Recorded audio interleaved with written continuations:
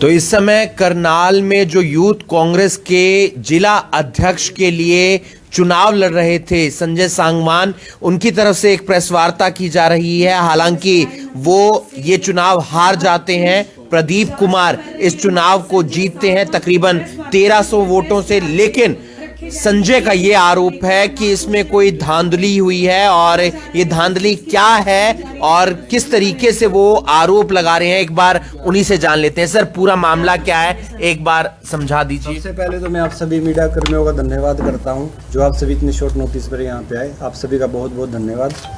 और साथ ही मैं अपने आदरणीय दीपेंद्र हुड्डा जी को बधाई देना चाहूँगा, जिनके पैनल से दिव्यांशु बुद्धि राजा लगभग 2 लाख वोट से हरियाणा प्रदेश के प्रधान बन के आए हैं।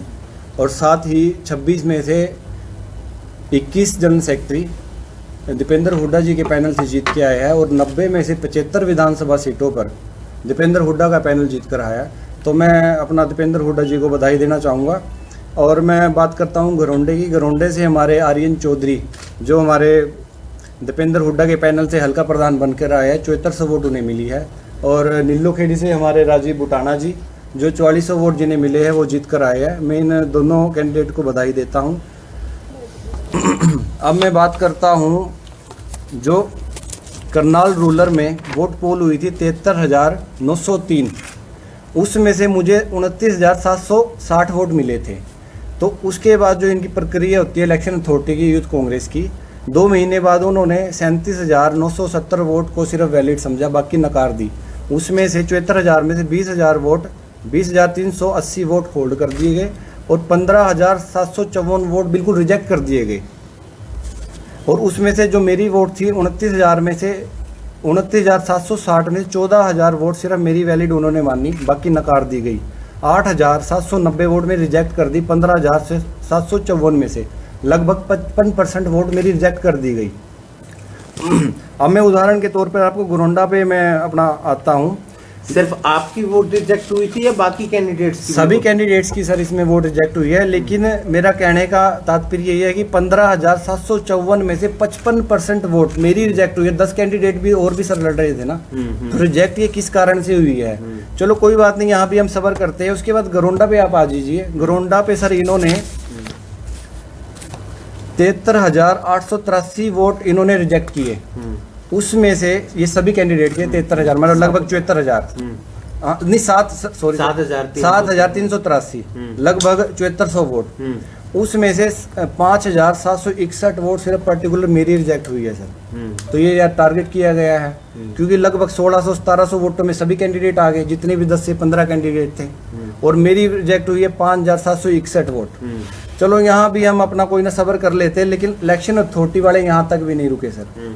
उसके बाद इन्होंने पिछले मंथ की 11 तारीख को 20,000 जो वोट सर अपना ये होल्ड पे थी, इनको ठीक करने का टाइम दिया गया। ये 20,000 वोट में से सर तो सभी जो भी कैंडिडेट थे सभी हम सर फील्ड पे उतर गए, जो भी मेरी टीम थी ठीक करने के लिए।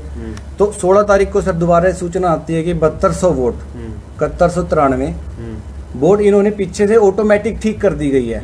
जो वोट होल्ड पे थी वो 7200 वोट इन्होंने कैसे ठीक कर दी?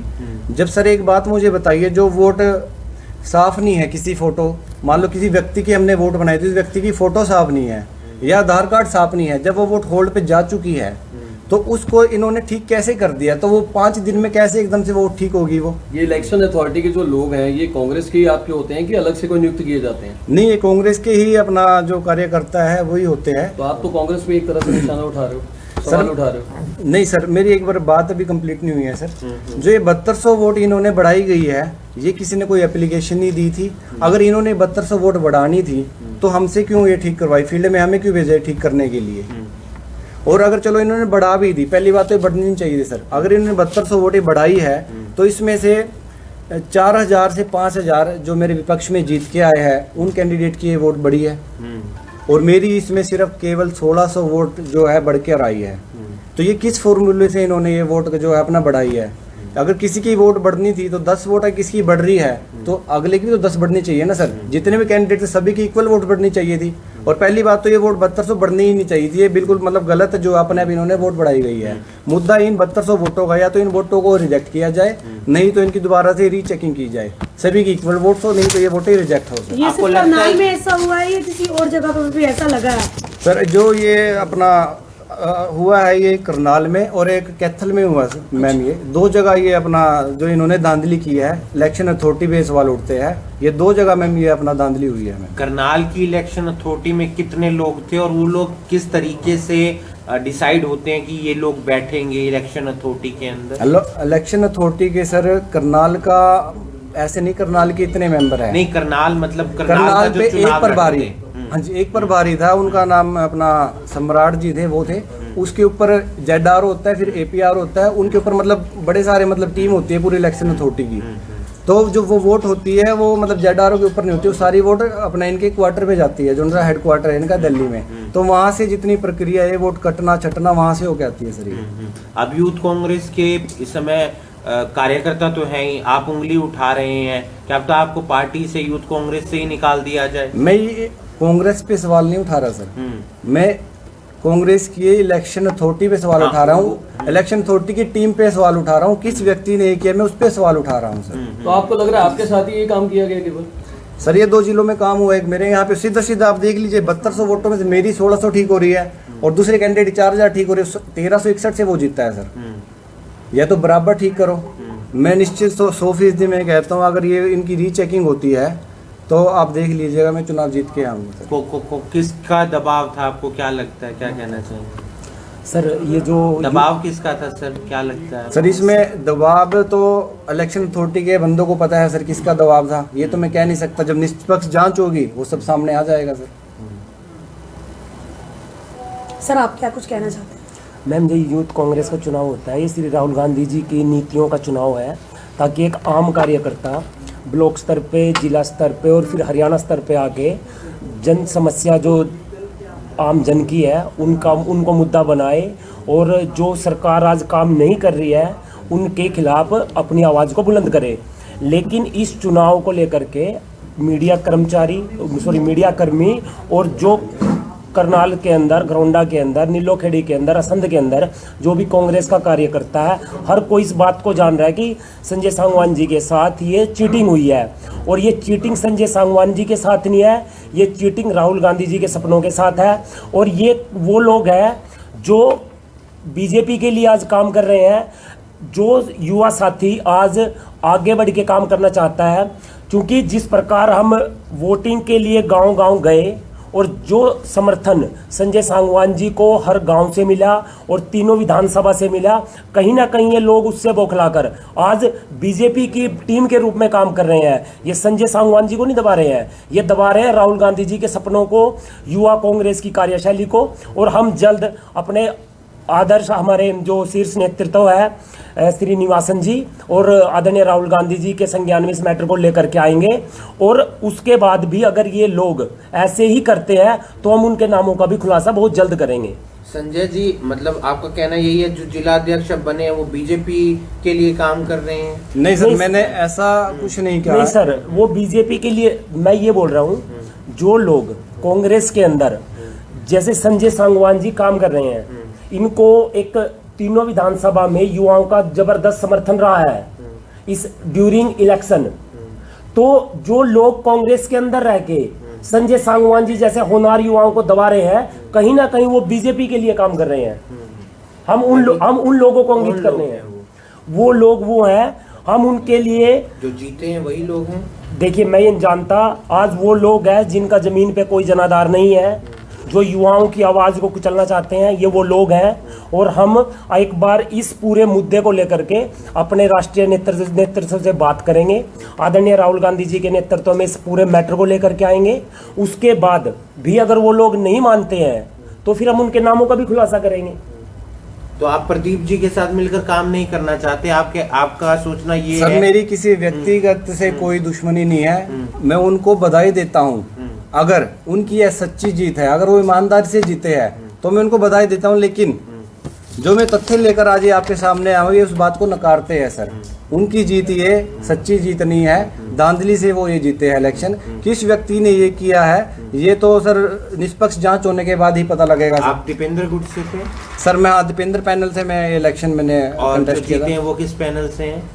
था। वो सर उसका मुझे नहीं पता वो किस पैनल से है। नहीं, आपके जो विरोधी सर, थे तो इतनी तो जानकारी होगी। एक सर इसमें जो हरियाणा में चुनाव हुए थे इसमें सर एक पैनल था अपना हुड्डा जी का, जो दूसरा पैनल था उसमें जितने भी और बाकी जो भी अपना सभी है XYZ को भी है, सभी का वो मतलब वो था मतलब साझा कैंडिडेट था सर। नहीं, तो उसमें वीरेंद्र राठौड़ जी के घर पर जश्न हुआ था तो आपको इसी बात का एतराज है कि वो जश्न आपके घर पर होना चाहिए? नहीं नहीं था? नहीं सर मैं वही बात आपको कह रहा हूँ, मुझे किसी व्यक्ति से कोई परेशानी नहीं है, मुझे एतराज नहीं है, मैं अपनी हार को भी स्वीकार करता। अगर ये सच्ची और ईमानदारी से अगर निष्पक्ष इन्होंने अगर ये वोटें दी होती सर, सीधा सीधा मुद्दा आप ये देख लीजिए ना, 7200 वोट इन्होंने बढ़ाई क्यों, किस वजह से ये 7200 वोट बढ़ी? अगर चलो बढ़ भी गई, पहली बात तो बढ़नी नहीं चाहिए थी, अगर ये बढ़ भी गई तो सभी की बराबर। और सर एक मजे की बात सुनो, जो इलेक्शन कमेटी के लोग थे उनको कितने अच्छे ढंग से मैनेज किया गया। जो खुद कैंडिडेट है, ललित जी बैठे हैं, संजय सांगवान जी है, इनकी वोट को भी रिजेक्ट कर दिया गया। मेरी खुद की वोट को भी रिजेक्ट कर दिया। इनकी खुद की वोट को रिजेक्ट कर दिया, इनके परिवार की वोट को रिजेक्ट कर दिया। अब आप इतने बुद्धिजीवी तो हैं, कम से कम कैंडिडेट कोई अपनी वोट क्यों रिजेक्ट कराएगा? क्या होता है, मतलब क्राइटेरिया क्या होता है, वोट रिजेक्ट होती क्यों है? मतलब क्या कारण होते हैं कि वोट रिजेक्ट हो जाती है? क्या पेन से कुछ होता है, क्या होता है? सर रिजेक्ट तो वो बताएंगे जो लोग मैनेज हुए हैं, क्यों रिजेक्ट होती है वो बताएंगे। जो इलेक्शन कमीशन की, जो IYC की, इंडियन यूथ कांग्रेस की जो एक पैनल था, एक प्रक्रिया थी, हमने बिल्कुल यथावत उनके हिसाब से अपनी वोट को अपलोड किया था। अब वो क्यों रिजेक्ट हुई, होल्ड होकर के क्यों फिर 7200 वोट बन के आए? वो जो लोग मैनेज हुए हैं, किस प्रकार मैनेज हुए हैं, तो वो तो वही बताएंगे। संजय जी एक आखिरी सवाल, अब क्या रहने वाला है आगे? कब श्रीनिवासन जी से मिल रहे हैं, कब आप शिकायत दे रहे हैं, कब पत्र लिख रहे हैं? शिकायत सर मैं कल दिल्ली जाऊंगा, कल मैं अपना एप्लीकेशन अपना दूंगा, फोन पे मेरी उनसे बात हो चुकी है, ऑब्जेक्शन हम कर चुके हैं सर इसके मामले में, और कल जो भी प्रक्रिया रहेगी हम अपना उनको नाम दे रहे हैं किसी का? नहीं, नाम तो वो खुद निष्पक्ष जांच करे, मैं किसी का क्यों नाम लूं? मैं तो इस पार्टी में अभी देखो नवा आया हूँ, मुझे इतना नहीं पता। आते ही धांधली होगी आपके? आते ही धांधली होगी, उससे देखो दिल दुखता है। अगर ये फेयर इलेक्शन होता, हार स्वीकार करने में कोई वो दिक्कत नहीं, क्योंकि हार जीत एक सिक्के का ही पहलू है, तो इसमें कोई दिक्कत नहीं है सर। इसमें जो 29,000 वोट मुझे मिली थी, पहली बात तो इन्होंने 55% तो मेरी पहले ही इन्होंने नकार दी थी वोट, जो 55% वोट इन्होंने, उसके बाद भी मैं सहमत था, चलो कोई बात नहीं, मेरी कटी है, सभी की वोट कटी है, कोई बात नहीं, खुद की काटी जो और मेरी खुद की वोट भी काटी। क्या मैं अपनी वोट भी डुप्लीकेट बनाऊंगा सर? मेरी खुद की वोट भी काटी है। मेन मुद्दा जो है सर ये 7200 वोटों का है, ये किसने बढ़वाई, क्यों ये वोट बढ़ी? जब ये फोटो साफ नहीं थी तो कैसे ये ठीक हो गई 5 दिन में? इन 7200 वोटों का, ये 7200 वोट बढ़नी नहीं चाहिए थी। अगर इन्होंने चलो बढ़ाई है तो फेयर बढ़ानी चाहिए थी ना सर। 10 किसी की बढ़े तो अगले की भी 10 बढ़ो। मैं ये नहीं कह रहा मेरी भी 4000 बढ़े, जितने भी कैंडिडेट 10 कैंडिडेट सबकी बराबर बढ़नी चाहिए थी। किस फॉर्मूले से ये बढ़ाई गई है? मैं सर ये मेरा सवाल है सर। तो अगर यूथ कांग्रेस के इलेक्शन चल रहे थे, जिला अध्यक्ष करनाल से बनते हैं प्रदीप कुमार, और उनके सामने जो चुनाव हार जाते हैं उनका नाम है संजय सांगवान, जो अभी अपनी आप बीती आपको बता रहे थे। तकरीबन 1361 वोटों से उनकी हार होती है, लेकिन उन्होंने आरोप लगाया है उस इलेक्शन अथॉरिटी के खिलाफ जो पूरे वोट मैनेज कर रही थी, क्योंकि कुछ वोट जो रिजेक्ट कर दिए गए थे, तकरीबन वो 20,000 वोट के आसपास थे, लेकिन उसमें से 7200 वोट फिर से बढ़ा दिए जाते हैं। और संजय सांगवान का यह कहना है कि वो वोट किसी के दबाव में बढ़ाए गए, जिसके चलते उनकी हार हुई है। अगर वोट ना बढ़ाए जाते तो फिर उनकी हार नहीं होनी थी, क्योंकि वोट का जो मार्जिन है, हार का जो मार्जिन है, वो महज 1300-1400 के आसपास है। ये हुड्डा खेमे से चुनाव लड़ रहे थे और जिसकी जीत हुई है वो किसी और खेमे से आते हैं। फिलहाल इन्होंने कहा है कि एक शिकायत देंगे राहुल गांधी को, जो कांग्रेस के नेता हैं, और साथ ही साथ यूथ कांग्रेस के अध्यक्ष को, जो श्रीनिवासन जी हैं,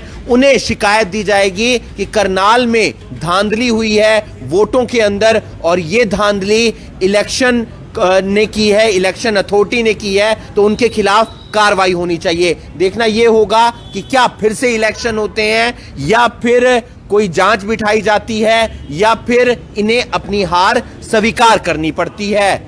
करनाल ब्रेकिंग न्यूज के लिए हिमांशु।